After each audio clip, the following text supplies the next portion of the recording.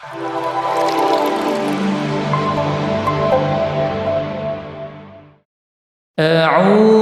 بالله من الشيطان الرجيم. بسم الله الرحمن الرحيم.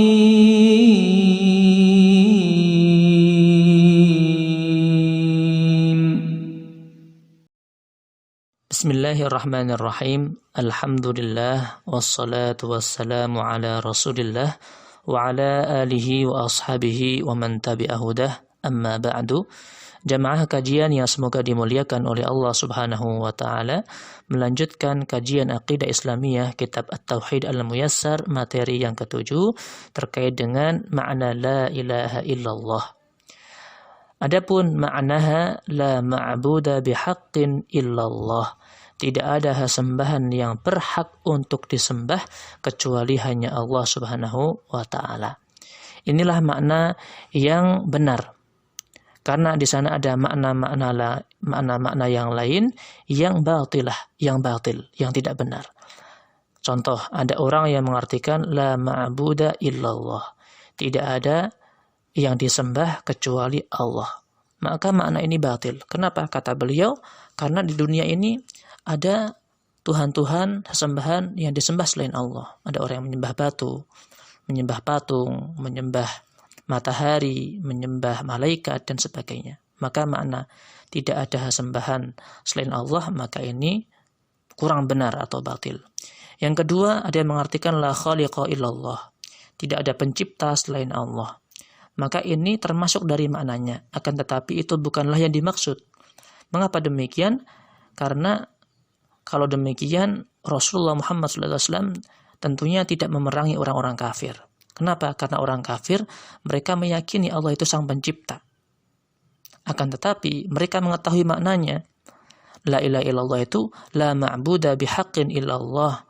Tidak ada sembahan yang berhak disembah kecuali Allah. Artinya mereka harus meniadakan seluruh berhala-berhala mereka. Harus menghancurkan seluruh sembahan mereka. Maka mereka enggak mau mengucapkan la ilaha illallah. Yang ketiga, ada yang mengartikan la hakimiyata illallah. Tidak ada hukum atau tidak ada hakim selain Allah.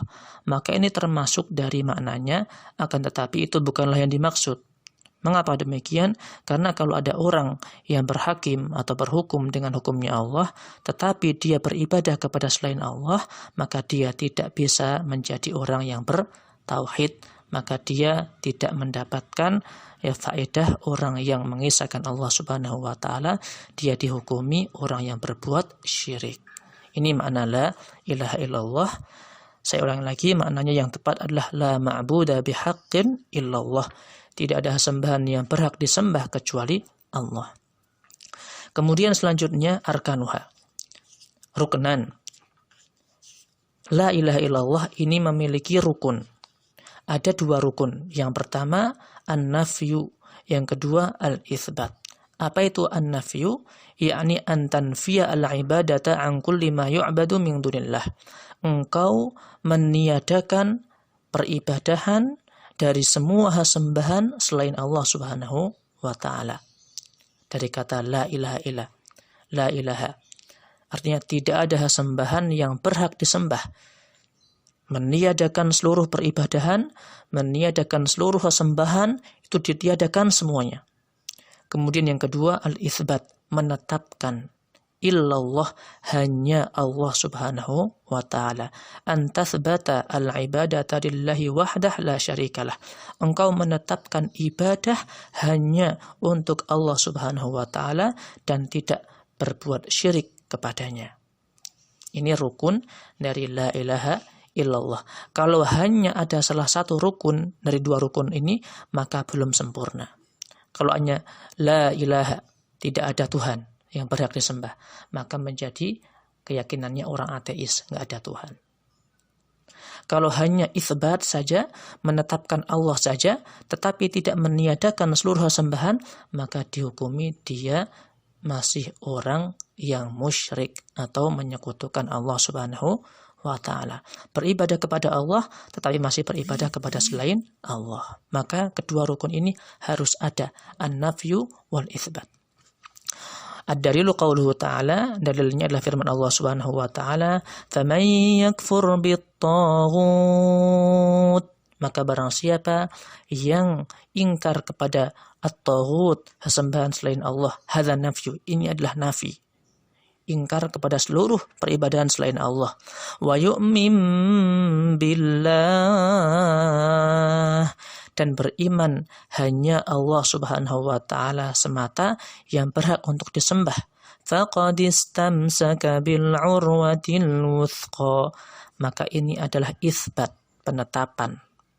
Maka sungguh apabila seorang itu telah meniadakan selain Allah Subhanahu wa ta'ala, menetapkan hanya Allah Subhanahu wa ta'ala semata, maka dia telah berpegang teguh dengan tali yang sangat kuat, yaitu agama Islam. Quran Surat Al-Baqarah ayat 256. Kemudian yang selanjutnya ada pertanyaan, mata yanfa'ul insan qauluhu la ilaha illallah, kapan akan bermanfaat bagi manusia perkataannya la ilaha illallah?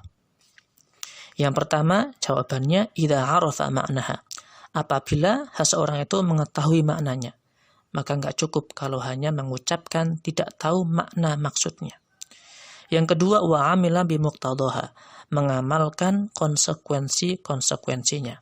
Ketika kita mengucapkan la ilaha illallah, maka ada konsekuensinya. Apa itu?